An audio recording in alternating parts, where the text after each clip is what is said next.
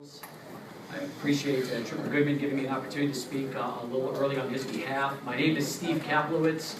For the last 15 years, been hosting an afternoon sports radio show on KROD Radio or the ESPN affiliate, and I've had a really good opportunity for many years now to dig into the sports landscape in this community. I know I was mentioned earlier by somebody about the Padres being a losing franchise in AAA. Let me respond to that first. Affiliated baseball is about developing talent to get ready for the big leagues. When players come up from A-ball through AA and AAA, they're not always worried so much about winning and losing games. They're worried about refining their pitching skills, teaching them to be better hitters, and become ready to go to the big leagues. If you win, it's an added bonus. You look at the Padres right now, and some people might say they're a losing franchise, they're a losing team in Tucson. The San Diego Padres, as an organization, were unanimously named either the #1 or the #2 organization in all of baseball, which means that they are talent-rich, and if they're down now, they're not going to be down for long. If you follow baseball, you know teams like the Baltimore Orioles and the Oakland A's are winners this year. They haven't always been winners. The Orioles have been losers for the last 10, 15 years, but they've turned it around and they've started to win. The same thing would happen here with the talent-rich Padres coming to El Paso in AAA baseball.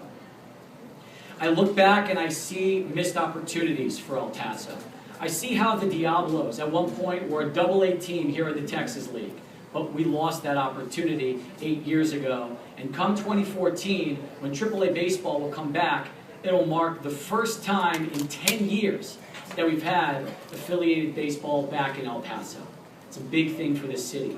It's a big thing for the doctors, the lawyers, and all the different businesses that are trying to attract people here to El Paso, finding ways to get them here, improving the quality of life, and letting them know that, yes, we do have a beautiful, brand new, state-of-the-art ballpark in downtown El Paso that's attracting thousands of fans and is leading to the revitalization of downtown in this city. It's something that's been talked about for a long time. All of you know, because we've heard about revitalizing downtown for years. We've heard about arenas that were supposed to be built, but they never were done right because we've always said, bring it downtown, move it downtown. Now, the biggest complaint has been City Hall. We don't want to move City Hall. Yet, the master plan that the city just adopted 4 months ago suggests and recommends a new City Hall. They recommend they bring new buildings up, and either they move City Hall to the same area or they move it someplace else.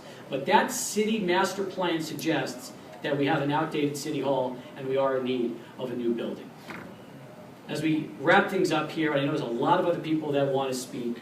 First off, I want to thank you for giving me an opportunity. I talk to a lot of passionate El Pasoans on a daily basis, and the overwhelming majority are very excited and looking forward to the prospects of a new AAA baseball stadium and AAA franchise here in El Paso. They're tired of going to Phoenix, San Diego, Tucson, Albuquerque to watch games because we don't have affiliated baseball here in El Paso.